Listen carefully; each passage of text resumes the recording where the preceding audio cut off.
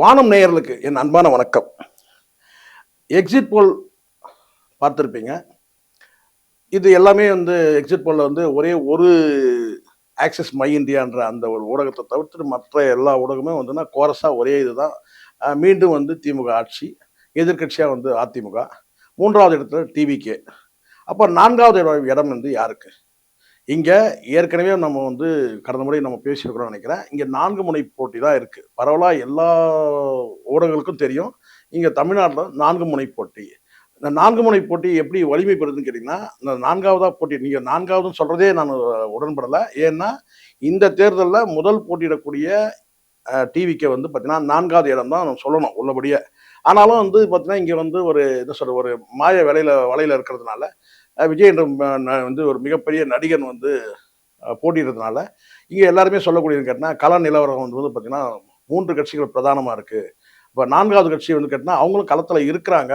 ஆனா இந்த போட்டி மும்முனை போட்டி தான் இங்க அப்படின்னு சொல்லி சில ஊடகங்கள் பேசும்போது, அந்த அந்த வார்த்தை வலிமை பெற்று இப்ப என்ன செஞ்சாங்க, 4வதா தான் பார்த்தீங்கன்னா நாம் தமிழர் குறிப்பிடுறாங்க. இதுவே முதல்ல கண்டிக்க தகுந்தது. இப்போ ஏன்னா ஒரு அன்ப்ரூவ்டு பார்ட்டி டிவிகே. இங்க வாக்கு சதவீதம் நிரூபிக்கப்பட்டு 8.5% வாக்குகள் பெற்றிருக்கிறாங்க. அங்கீகரிக்கப்பட்ட கட்சி நாம் தமிழர் கட்சி. ஆனால் இந்த ஊடகங்கள் கிட்டத்தட்ட துரோகிகளா மாறி, குறிப்பிட்ட ஒரு 3 கட்சிகளுக்கு மட்டுமே மும்முனை போட்டி தான் இருக்கு. இங்க நாம் தமிழர் போட்டியிலேயே இல்ல, களத்திலேயே இல்லைன்ற மாதிரியான ஒரு பார்வையை மக்கள் மத்தியில உண்டாக்கி, இப்போ இந்த எக்ஸிட் போலிங்ல நீங்க பாத்தீங்கன்னா, எல்லாரும் என்ன போட்டிருக்காங்கன்னு கேட்டா, எல்லா எக்ஸிட் போலிங்குமே கிட்டத்தட்ட 1, 2 தவிர்த்துட்டு, அது லோக்கலா இருக்கட்டும் அல்லது தேசிய ஊடகங்களா இருக்கட்டும், எல்லாமே என்ன கேட்டீங்கன்னா டிஎம்கே, ஏடிஎம்கே, டிவிகேன்னு போட்டு பிற மற்றவை அப்படின்ற இடத்துல நாம் தமிழர் வச்சு செய்திகளை வெளியிடுறாங்க. நான் உள்ளபடி நான் ஒன்னே தான் நான் கேட்க விரும்புறேன். இந்த ஊடகங்கள் அத்தனை பேருக்கும் கேட்கிறேன். கான்சியஸோட, அதாவது மனசாட்சியோட இதுக்கு பதில் சொல்லணும். இங்க நீங்க ஒரு கட்சிக்கு பார்த்தீங்கன்னா, நீங்க 0 கொடுங்க, இல்ல 1 கொடுங்க, இல்ல 10 கொடுங்க, 20 கொடுங்க, அதை அவங்களுடைய எக்ஸிட் போலிங்க பார்த்தீங்கன்னா பார்வைக்கு பார்த்தீங்கன்னா 100% சரியானது கிடையாது. நாங்க அதை பிழைன்னு எடுத்துக்கிறோம் அல்லது சரின்னு எடுத்துக்கிறோம். அது அவங்கவுங்க பார்வையை பொறுத்து. ஒன்னே தான் நான் கேட்க விரும்புறேன். என்னன்னு கேட்டீங்கன்னா, ஒரு கட்சி தேர்தல் ஆணையத்தால் அங்கீகரிக்கப்பட்ட பிறகு அந்த கட்சியை பார்த்தீங்கன்னா, நீங்க ஒரு எக்ஸிட் போல் வெளியிடும் போது அவங்க 0 கூட நீங்க மார்க் கொடுங்க. ஆனா அந்த பட்டியல இருந்தே அந்த பேரை எடுக்கிறதுன்றது எப்படி நியாயமானதா இருக்கும், எப்படி சரியானதா இருக்கும்? இப்ப ஒரு எக்ஸிட் போலிங்ல பார்த்தீங்கன்னா, கிட்டத்தட்ட ஒரு 10 ஊடகங்கள் நீங்க செய்திகளை நீங்க வெளியிடும் போது, அந்த 10 ஊடகங்கள்ல பார்த்தீங்கன்னா, கிட்டத்தட்ட ஒரு 8 ஊடகங்கள் பார்த்தீங்கன்னா, அந்த நிறுவனங்கள் எக்ஸிட் போல் நடத்திய நிறுவனங்கள் 4வது இடத்துல பார்த்தீங்கன்னா, பிறன்னு சொல்லி குறிப்பிடுறது, மற்றவைன்னு சொல்லி குறிப்பிடுறது. அப்ப அதை 1ல இருந்து 6 தெரிவிக்கிறதுன்னு கேட்டா, அப்ப அந்த 6 சட்டமன்ற உறுப்பினர் சுயேட்சையா? அப்படியா சொல்லுங்க. மற்றவைன்னா சுயேட்சைகள்னு சொல்லுவீங்களா நீங்க? அப்போ 1ல இருந்து 6 சொன்னாலே அப்ப 4வது இடம்ன்றது பார்த்தீங்கன்னா 4வதா ஒரு ப்ரூவ்டு கட்சி. அதாவது கிட்டத்தட்ட ஒரு 16 வருஷம் இருக்கிற கட்சி கடந்த தேர்தலில் பார்த்தீங்கன்னா வாக்கு சதவீதம் 8.5% வாங்கி அங்கீகரிக்கப்பட்ட கட்சியா மாறி இருக்கும் போது, அந்த கட்சியை நீங்க மென்ஷனே பண்ணாம தவிர்த்துட்டு வெறும் பார்த்தீங்கன்னா டிஎம்கே, ஏடிஎம்கே, டிவிகேன்னு சொல்லிட்டு கடந்து போறது எப்படி நியாயமானதா இருக்கும்? அதை பேரை குறிப்பிடுறதுல என்ன உங்களுக்கு சங்கடங்கள், என்ன கஷ்டங்கள்? அதுவும் குறிப்பா சீமான் அவர்கள் அந்த காரைக்குடி வெற்றியை பார்த்தீங்கன்னா உலகமே எதிர்பார்க்குது. உலகமேன்னா உலகத்தில் இருக்க அத்தனை தமிழர்களும் எதிர்பார்க்கிறாங்க. அப்போ இது நியாயமான நடவடிக்கை, இது நேர்மையான நடவடிக்கையா? அப்போ உங்க எக்ஸிட் போலிங்க நாங்கள் எப்படி நம்புறது? இதுலயே நீங்க பார்த்தீங்கன்னா ஓரவஞ்சனையை காட்டுறீங்க, வன்மத்தை காட்டுறீங்க, காழ்ப்பை காட்டுறீங்க, தீண்டாமையை காட்டுறீங்க, வர்ணாசிரம புத்தியை காட்டுறீங்க. தீண்டத்தகாத கட்சியா? அங்கீகரிக்கப்பட்ட கட்சி இல்லையா தேர்தல் ஆணையத்தா? ஏன் அதை பிற மற்றவைன்னு எப்படி காட்டுவீங்க நீங்க? இங்க 4 முனை போட்டி இருக்கிறது உண்மைதானே? ஒவ்வொரு தேர்தலையும் கடந்த தேர்தலில் 20,000 வாக்குகள் வரைக்கும் சராசரியா பெற்று இருக்கிறாங்களே, 8.5% வாக்குகள் பெற்று இருக்கிறாங்களே. இந்தியாவிலே முதல் ஒரே ஒரு கட்சி தான் பார்த்தீங்கன்னா தனித்து போட்டியிட்டு 8.5% வாக்குகளை பெற்றிருக்கிறது தனி சிறப்பு இருக்க. எப்படி இதெல்லாம் புறந்தீங்க? எப்படி இதெல்லாம் மறந்தீங்க? அப்போ திட்டமிட்டது தானே இது. அப்ப திட்டமிட்டு ஒரு கட்சியை நீங்க புறந்தள்றீங்கல்ல, அப்புறம் என்ன உங்க எக்ஸிட் போலிங்க நாங்க நம்புறது? எப்படி இது நியாயமா இருக்கும்? முற்றிலுமா எப்படி இந்த சிட்டிசன் படத்துல ஒரு கிராமத்தையே கடல்ல மூழ்கடிச்சிருவாங்க. இந்திய வரைபடத்திலிருந்து ஒரு கிராமத்தையே காணாம அடிச்சிருவாங்க. அப்படித்தானே இது இருக்கு. தமிழ்நாடு அரசியல்ல தேர்தல் களத்துல நாம் தமிழர் ஒரு கட்சி இருக்கு. அந்த கட்சியை நீங்க முற்றிலுமா நீங்க வந்து பாத்தீங்கன்னா புறந்தள்ளிட்டு அந்த பேரையும் மென்ஷன் பண்ணாம பிற மற்றவை எப்படி இது சரியா இருக்கும், நியாயமா இருக்கும்? ஊடகங்களுக்கு மனசாட்சி இல்லையா?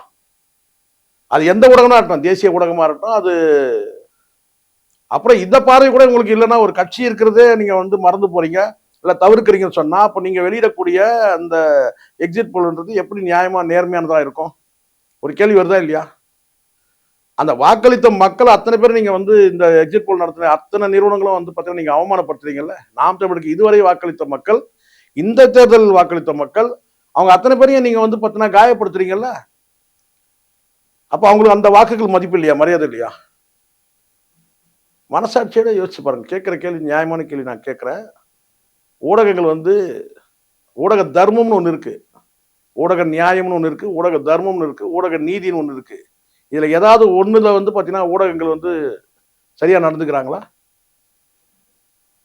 கடந்த தேர்தலில் ஒவ்வொரு தேர்தலும் கிட்டத்தட்ட 16 வருஷம் மெல்ல மெல்ல வளர்ந்து ஒரு 8.5% எந்த விதமான சினிமா நடிகருடைய அந்த பிம்பத்தை காட்டாம, பணம் கொடுக்காம, தேர்தல் வந்து பார்த்தீங்கன்னா இந்த அநீதிகள் எதெல்லாம் இருக்குதோ அதில் வந்து ஒரு அடி எடுத்து வைக்காம நேர்மையாக மக்களை சந்திச்சு கொள்கை தத்துவம் கோட்பாட்டின் வழியாக வந்து ஒரு களத்தில் நிற்கிற ஒரு கட்சியை, கிட்டத்தட்ட அங்கீகரிக்கப்பட்ட கட்சியை, தேர்தல் ஆணையத்தில் அங்கீகரிக்கப்பட்ட கட்சியை நீங்க புறந்தள்ளிட்டு நீங்க வந்து எக்ஸிட் போல் வெளியிடுறீங்க.